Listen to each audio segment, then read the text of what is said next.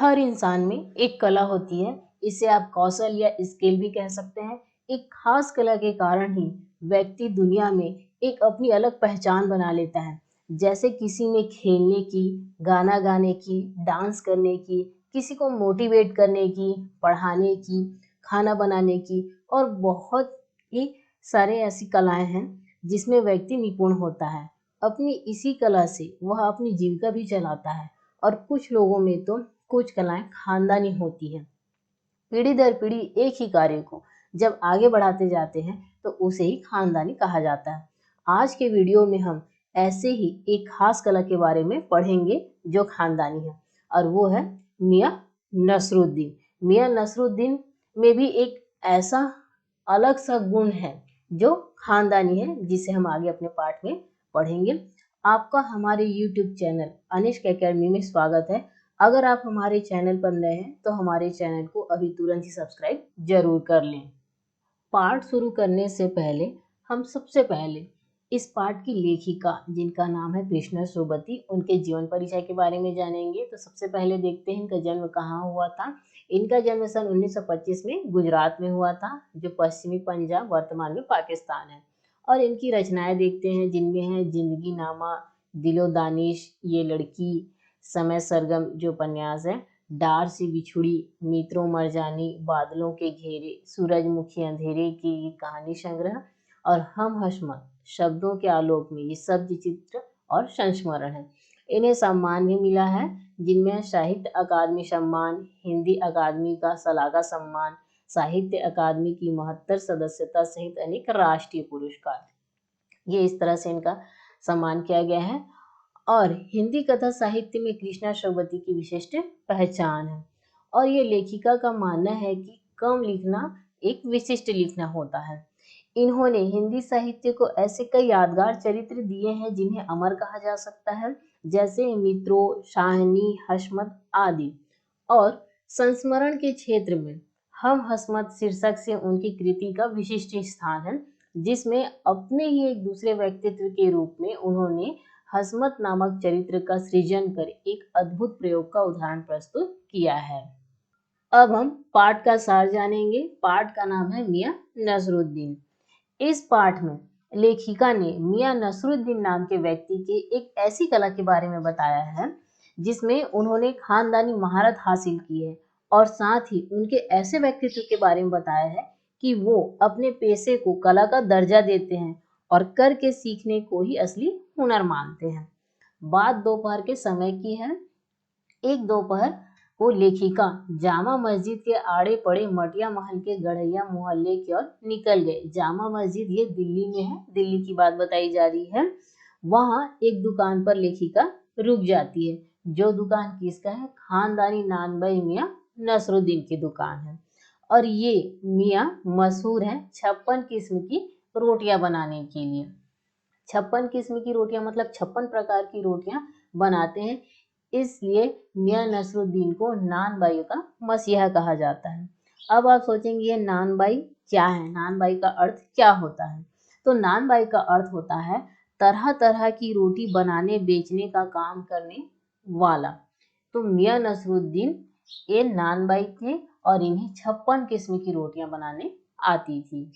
लेखिका एक पत्रकार के हैसियत से मियां नसरुद्दीन के पास गई थी। वो मियां नसरुद्दीन से रोटी खरीदने के बजाय कुछ प्रश्न पूछ सके, जिससे वो इस कारीगरी को प्रकाशित कर सके, मतलब उसका प्रचार प्रसार कर सके। मियां नसरुद्दीन करीब 70 वर्ष के करीब हैं। मियां नसरुद्दीन अखबार बनाने वाले और अखबार पढ़ने वाले दोनों को ही निठल्ला समझते थे। मतलब निठल्ला का मतलब है जिनके पास कोई कार्य नहीं रहता, वही लोग ये कार्य करते हैं। मतलब अखबार बनाते भी हैं और अखबार पढ़ते हैं, उनकी ये सोच थी। फिर भी उन्होंने लेखिका से कहा, यहाँ तक आप आ गई हैं तो जो पूछना चाहते हैं पूछिए। अब मियां नसरुद्दीन से लेखिका पूछती है कि आपने रोटी बनाने का इल्म, मतलब रोटी बनाने का इल्म का मतलब होता है कार्य, कहाँ से सीखा? इस पर मियां नसरुद्दीन आंखें तरेर कर जवाब देते हैं कि नानबाई का कार्य अपने बाप दादा से सीखा है और यह खानदानी पेशा है। तो ये खानदानी पेशा क्या है? किसी की जीविका का वह साधन जो पीढ़ी दर पीढ़ी उस परिवार का जीविका का आधार बना रहता है, वो खानदानी पेशा कहलाता है। अपने बाप दादा के स्वर्गवासी होने के बाद वही खानदानी नानबाई का कार्य उसी दुकान में करते हुए उसने भी, मतलब मियां नसरुद्दीन ने अपना जीवन यापन शुरू कर दिया। मियां नसरुद्दीन अपने बुजुर्गों के नानबाई फन का अतिशय बखान करते हुए कहते हैं कि वो दिल्ली के बादशाह के यहाँ रोटियां बनाते थे। दिल्ली के बादशाह, तो इस पर लेखिका पूछती है कौन से बात, बहादुर शाह जफर। बहादुर शाह जफर ये दिल्ली के बादशाह थे। तो लेखिका बस एक का ही नाम लेती है और पूछती है कि कौन से बादशाह के यहाँ, मतलब बहादुर शाह जफर के यहाँ। तो इस पर नसरुद्दीन, मियां नसरुद्दीन जवाब नहीं दे पाते हैं, बल्कि अपने जवाब में ये खींच कर कहते हैं कि फिर उलट पुलट की वही बात कर रहे हैं, लिख लीजिए बस यही नाम, आपको कौन बादशाह के नाम चिट्ठी रुका भेजना है कि डाक खाने वालों के लिए सही नाम पता ही जरूरी है। ऐसा मियां नसरुद्दीन इसलिए कहते हैं कि उन्हें पता ही नहीं रहता कि उनके बुजुर्ग कौन से बादशाह के यहाँ रोटी बनाते थे। क्यों?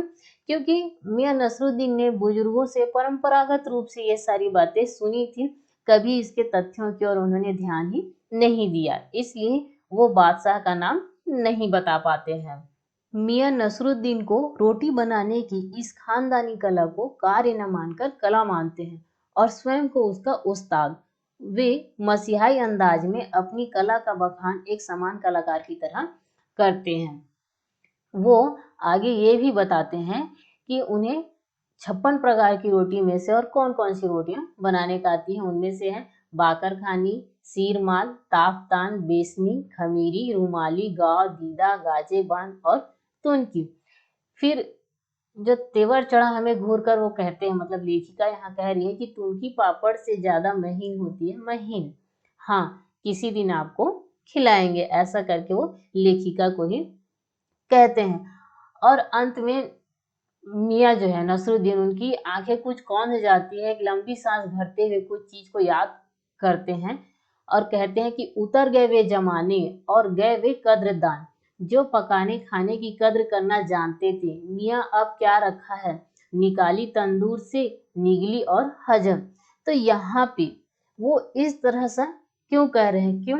क्योंकि मियाँ नसरुद्दीन वर्तमान में नान भाइयों के प्रति समाज की सोच को बताते हुए कह रहे हैं कि पहले इस कार्य और कार्य को करने वालों के प्रति समाज की सोच में बहुत सम्मान झलकता था, ऐसा मियां नसरुद्दीन का मानना है। लेकिन वर्तमान में अब इसके कदरदान लगभग नहीं के बराबर है।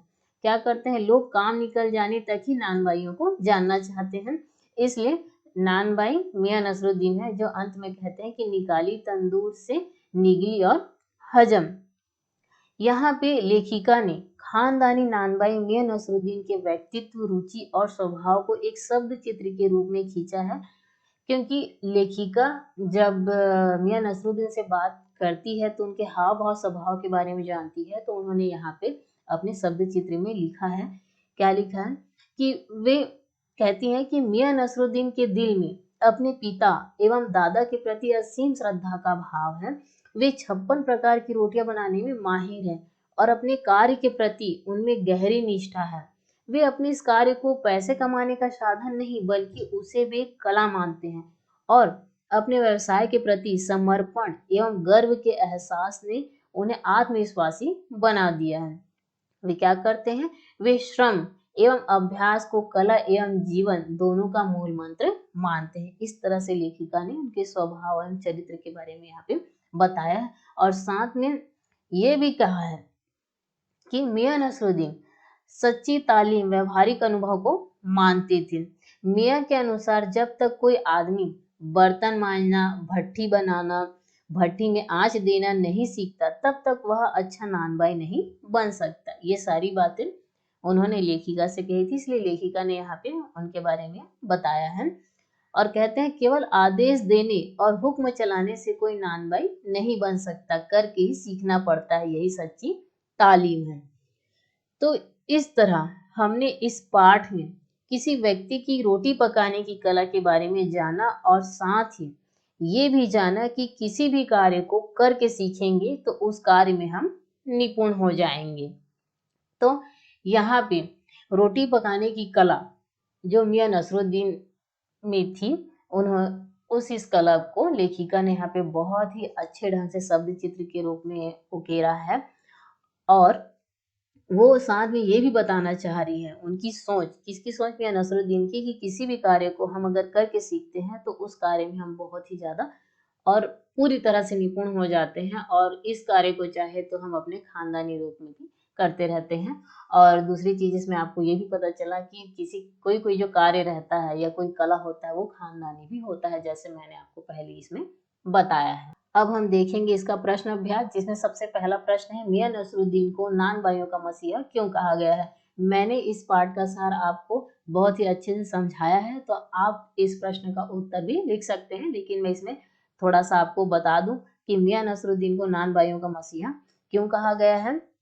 नान भाई का मतलब तो आप जान ही गए होंगे, रोटी, तरह तरह की रोटी बनाने और बेचने का जो काम करते हैं उसे नान भाई कहते हैं। तो यहाँ पे मियां नसरुद्दीन को नान भाइयों का मसीहा इसलिए कहा गया है क्योंकि वे स्वयं 56 प्रकार की रोटी बनाने के लिए प्रसिद्ध हैं। वे तुनकी और रुमाली रोटियां जैसे महीन रोटियां बनाने में माहिर थे।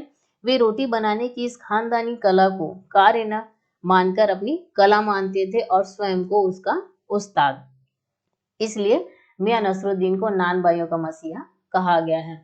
इस पार्ट से यही पहला क्वेश्चन बहुत ही इंपॉर्टेंट है जो हर बार पूछा गया है, और इसमें बाकी प्रश्न उतने नहीं आते, लेकिन फिर भी पाठ के सार से, अगर आप पाठ का सार अच्छे से समझ गए होंगे तो इसे आप लिख सकते हैं। जैसे दूसरा क्वेश्चन है, लेखिका मियां नसरुद्दीन के पास क्यों गई थी, तो मैंने आपको पहले ही बताया है कि लेखिका एक पत्रकार के हैसियत से वहां गई थी। उन्होंने रोटी खरीदने के बजाय मियां नसरुद्दीन से कुछ प्रश्न पूछे, जिससे वे इस कारीगरी को प्रकाशित कर सके और उसका प्रचार प्रसार कर सके।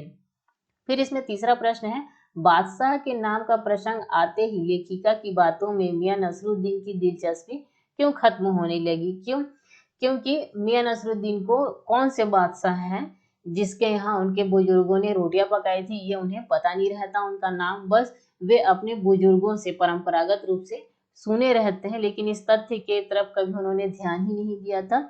इसलिए बादशाह के नाम का प्रसंग आते ही लेखिका की बातों में मियां नसरुद्दीन की दिलचस्पी खत्म होने लगती है। तो इस तरह से आप इन प्रश्नों के उत्तर आप लिख सकते हैं। अगर यह वीडियो आपको पसंद आया हो तो इस वीडियो को लाइक व अपने क्लासमेट को शेयर जरूर करें, और साथ ही हमारे चैनल अनिष्क एकेडमी को सब्सक्राइब करना ना भूलें। धन्यवाद।